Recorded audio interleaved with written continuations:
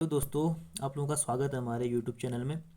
आज से हम यूट्यूब पर एक नई सीरीज शुरू करने वाले हैं, अग्निवीर जीएस। जैसे कि आपको दिख रहा होगा स्क्रीन पे, अग्निवीर भर्ती में जो भी अभ्यर्थी अब पार्टिसिपेट करेंगे उनके लिए ये बहुत ही महत्वपूर्ण सीरीज होने वाली है। तो इसमें हम पर डे 20 क्वेश्चंस देंगे हर दिन। जैसे आज हमने जीएस दे दिया तो कल हम साइंस देंगे। ठीक है, तो 20-20 क्वेश्चन आपको दिए जाएंगे हर दिन। तो आप इनको बेहतरीन तरीके से नोट करें और इनको याद कर लें, क्योंकि ये बहुत इंपॉर्टेंट होने वाले हैं आपके आने वाले एग्ज़ाम के लिए। तो जो पहला क्वेश्चन यहाँ पर स्क्रीन पर आपके सामने दिख रहा है, लोकसभा अध्यक्ष का चुनाव कौन करता है? लोकसभा अध्यक्ष का चुनाव कौन करता है? लोकसभा के सदस्य, लोकसभा के निर्वाचित सदस्य, संसद के सदस्य, या इनमें से कोई नहीं। इसका जो सही आंसर है वो है लोकसभा के सदस्य। दोस्तों, बहुत इंपॉर्टेंट है कि लोकसभा, राज्यसभा और राष्ट्रपति ये तीनों मिलकर के संसद का निर्माण करती है। ठीक है, तो पहले लोकसभा अध्यक्ष कौन थे? जीवी मावलंकर। और वर्तमान में लोकसभा के अध्यक्ष कौन है? ओम बिरला। ठीक है, ध्यान देंगे, लोकसभा बहुत इंपॉर्टेंट है। अगला क्वेश्चन, क्षेत्रीय परिषदों का गठन किसके द्वारा किया जाता है? क्षेत्रीय परिषदों का गठन किसके द्वारा किया जाता है?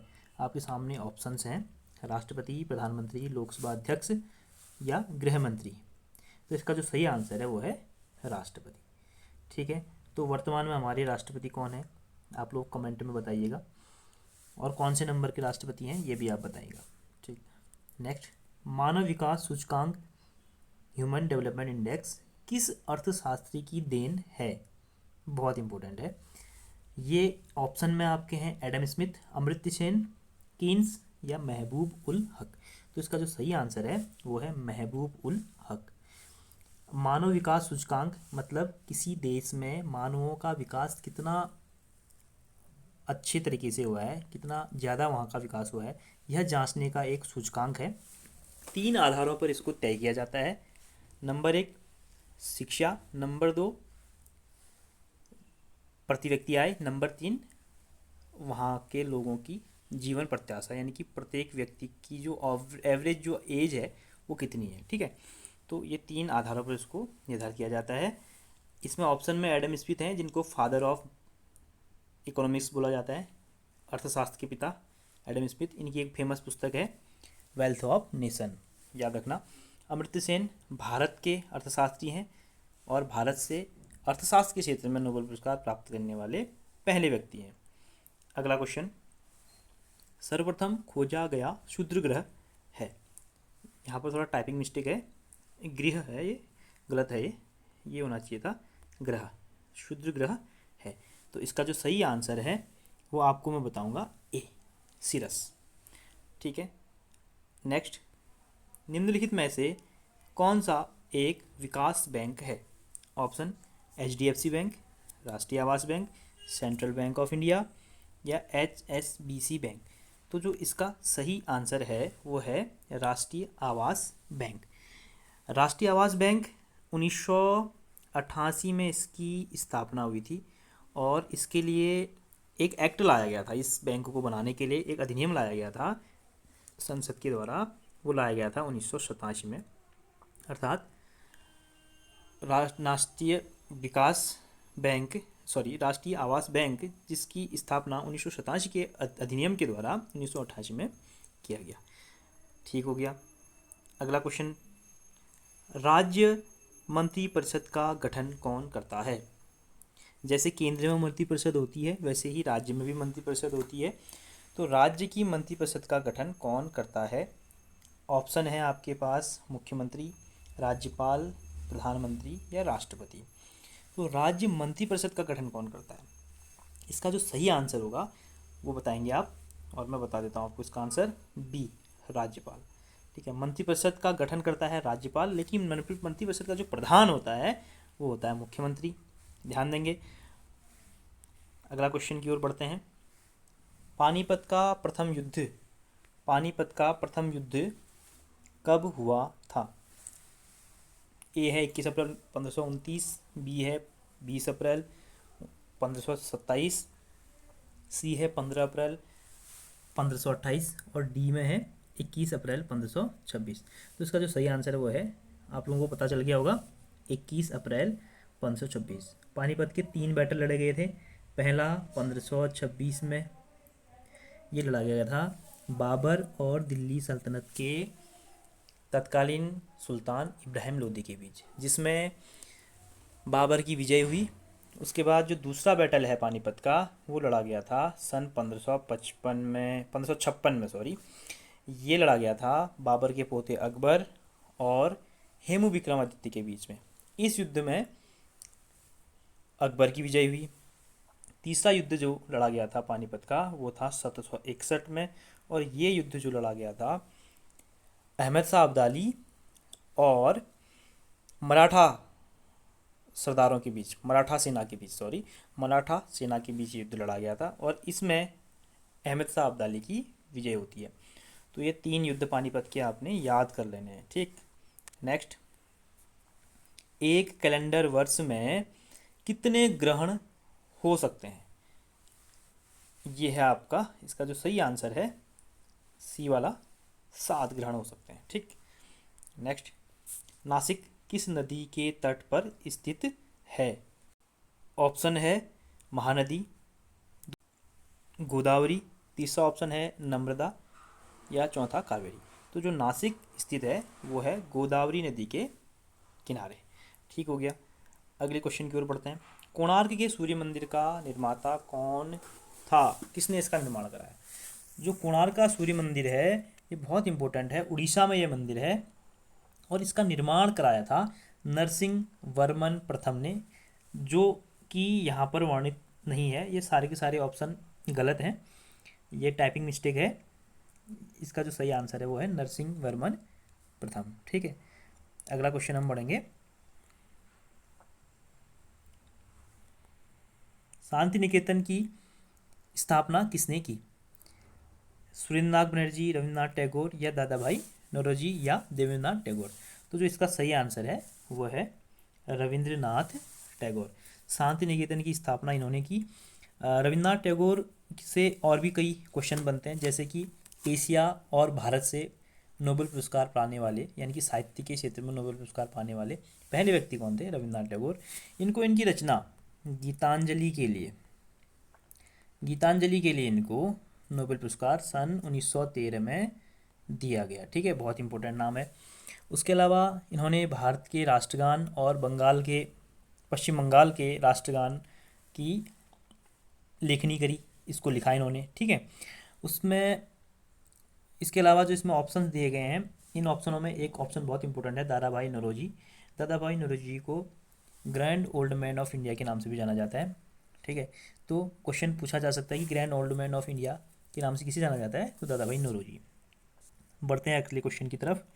भारतीय नाट्य संस्थान कहाँ स्थित है? भारतीय नाट्य संस्थान, जिसको इंडियन इंस्टीट्यूट ऑफ ड्रामा भी कहा जाता है, ये स्थित है, कहाँ स्थित है बताएंगे?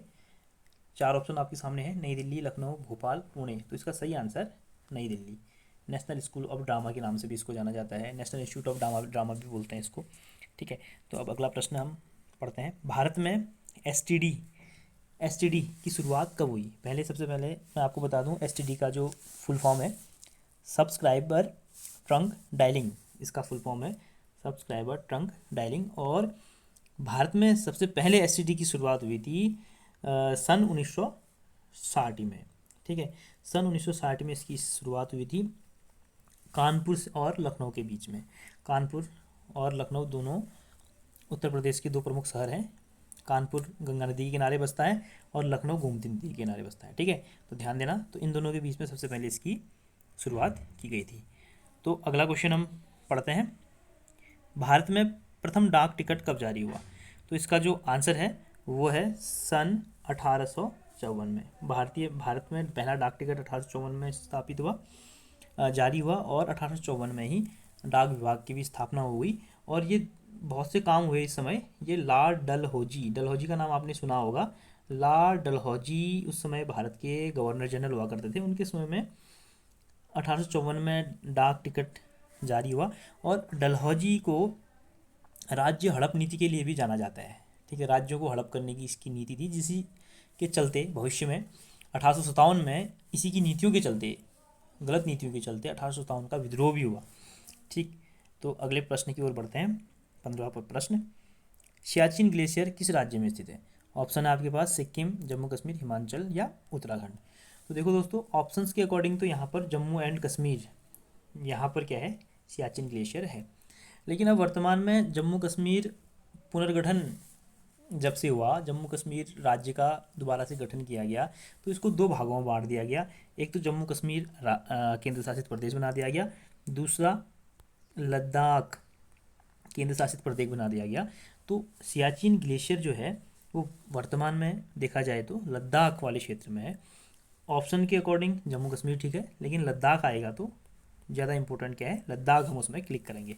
ठीक है, तो अगले क्वेश्चन की ओर बढ़ते हैं। महर्षि गौतम का संबंध किस दर्शन से है? महर्षि गौतम बहुत इंपॉर्टेंट नाम है। इनका दर्शन है न्याय दर्शन, इन्होंने न्याय दर्शन दिया। तो यहाँ पर 3 ऑप्शन और हैं, सांख्य दर्शन, महर्षि कपिल मुनि, कपिल का नाम आपने सुना होगा, महर्षि कपिल मुनि के नाम से ही, इस नाम से कपिल मुनि जो थे उन्होंने सांख्य दर्शन दिया। और योग दर्शन, दूसरा दर्शन जो है, योग दर्शन के प्रतिपादक माने जाते हैं पतंजलि। आप बाबा रामदेव के अधिकतम प्रोडक्ट्स को पतंजलि के नाम से जानते होंगे, तो योग दर्शन उन्होंने दिया था। इसको ऐसे भी याद रख सकते हैं, बाबा रामदेव के साथ कनेक्ट करके भी आप याद कर सकते हैं। योग कराते हैं, और पतंजलि जो थे योग दर्शन के प्रतिपादक थे। ठीक है, और न्याय दर्शन का तो मैंने आपको बता दिया, महर्षि गौतम। महर्षि गौतम की ही पत्नी अहिल्या बाई थी, जिसको इन्होंने श्राप दिया था पत्थर हो जाने का। तो भगवान राम के जब चरण उस पर पड़े तो वो क्या हुई, मानव रूप में दोबारा से आ गई। ठीक है, तो ये प्रश्न 16 प्रश्न हुआ। अब 17वां क्वेश्चन की ओर बढ़ते हैं। जैन साहित्य को क्या कहा जाता है? एक है ऑप्शन में पिटक, आगम या कल्प। तो इसका जो सही आंसर है दोस्तों वो है आगम। इसका सही आंसर है आगम। आगम जो होते हैं जैन साहित्य कहलाते हैं। ठीक है, पिटक का संबंध किससे है? ये है बौद्ध। कल्प जो है ये भी जहाँ तक मुझे लगता है कि जैन साहित्य से संबंधित है। लेकिन जो साहित्य किस जैन साहित्य को क्या कहा जाता है, अगर कहीं पर क्वेश्चन आएगा तो उसका सही आंसर आगम ही होगा। अगला प्रश्न है, भारत में विशालतम लैगून निम्नलिखित में से कौन सा है? सबसे पहले मैं बता दूं कि लैगून क्या होता है। सपोज करो कि ये धरती है और इसके पीछे जो भी सफ़ेद सफ़ेद आपको दिख रहा है एरिया, साइड का एरिया, इससे इससे नीचे का जो एरिया है ये वाला, ये सारा एरिया ये समुद्र है। तो कभी कभी क्या होता है, इस समुद्र से पानी इस ज़मीन को, तट को काट करके, तट को तोड़ करके ज़मीन की ओर आ जाता है। अधिकतर बार होता है। और कई बार क्या होता है कि जो पानी है, यहाँ का पानी, वो इस एरिया में कहीं ना कहीं स्थायी रूप से जम जाता है। कहीं पर गड्ढे होते हैं बड़े बड़े, वहीं पर वो स्थित हो जाता है, वहीं पर वो जम जाता है, और वहीं पर इस पानी के कारण एक झील का निर्माण हो जाता है। उसी झील को क्या बोलते हैं? लैगून बोलते हैं। तो भारत में सबसे बड़ी इस प्रकार की जो लैगून झील है वो है चिल्का झील। तो इसका सही आंसर है चिल्का झील। ये उड़ीसा में है, बहुत इंपॉर्टेंट है। चिल्का झील उड़ीसा आपको आना चाहिए। ठीक है, और जो पुलिकट झील है ये है आंध्र प्रदेश। अगला क्वेश्चन की तरफ बढ़ते हैं हम। 19वां क्वेश्चन है, गंगा नदी पर कौन सी प्रांतीय राजधानी स्थित है? इसमें जो ऑप्शन दिए हैं दोस्तों ये मिसप्रिंट हो गया है, इसमें से कोई भी इसका सही आंसर नहीं है। जबकि इसका जो सही आंसर है वो है पटना। बिहार की राजधानी पटना जो है वो गंगा नदी के किनारे पर स्थित है। ठीक है, तो यहाँ पर सिर्फ राजधानियों में सिर्फ लखनऊ एक राजधानी इसमें ऑप्शन में है। लखनऊ जो है गोमती नदी के किनारे बसा हुआ शहर है, नवाबों का शहर भी इसको बोलते हैं। ठीक है, तो गंगा नदी पर कौन सी प्रांतीय राजधानी यानी कि किस प्रदेश की राजधानी स्थित है, ये अगर क्वेश्चन आएगा तो इसका जो सही आंसर होगा वो है पटना। ठीक है, तो आज का जो अंतिम क्वेश्चन है वो क्वेश्चन यहाँ पर मैं आप लोगों को बताता हूँ। राज्य सरकार का संवैधानिक प्रमुख होता है, राज्य सरकार का संवैधानिक प्रमुख, इसका ऑप्शन मुख्यमंत्री, राज्यपाल, मुख्य सचिव, महाधिवक्ता। दोस्तों ये बड़ा कंफ्यूजिंग क्वेश्चन आप लोगों के लिए हो सकता है। अधिकतर इस प्रकार के क्वेश्चनों में ये कन्फ्यूजन बना रहता है कि राज्य का सबसे बड़ा यानी कि संवैधानिक जो प्रमुख होगा वो कौन होगा। तो मुख्यमंत्री और राज्यपाल में अधिकतर लोग कंफ्यूज हो जाते हैं। तो इसका जो सही आंसर है, संवैधानिक प्रमुख जो होता है वो राज्यपाल होता है, जबकि वास्तविक प्रमुख अगर बोलेंगे तो वो मुख्यमंत्री होगा। तो ये आप ध्यान देंगे, इस प्रकार के प्रश्नों में फंसना नहीं है। तो ये सीरीज लगातार आपके सामने हम प्रस्तुत करते रहेंगे। कल हम इस सीरीज़ का जो अगला वीडियो होगा उसमें हम साइंस और टेक्नोलॉजी से संबंधित क्वेश्चंस आपको बताएंगे। तो आप लोगों ने क्या करना है, इसको अधिक से अधिक इस वीडियो को फैलाना है। आपको अच्छा लगेगा तो आप इसको और लोगों तक भी पहुंचाएं। जितने भी अग्निवीर भर्ती की तैयारी कर रहे हैं उन लोगों तक ये वीडियो पहुंचना आप सबकी जिम्मेदारी है। ठीक है दोस्तों, तो मिलते हैं अगले वीडियो की ओर। आज के लिए इतना ही, धन्यवाद।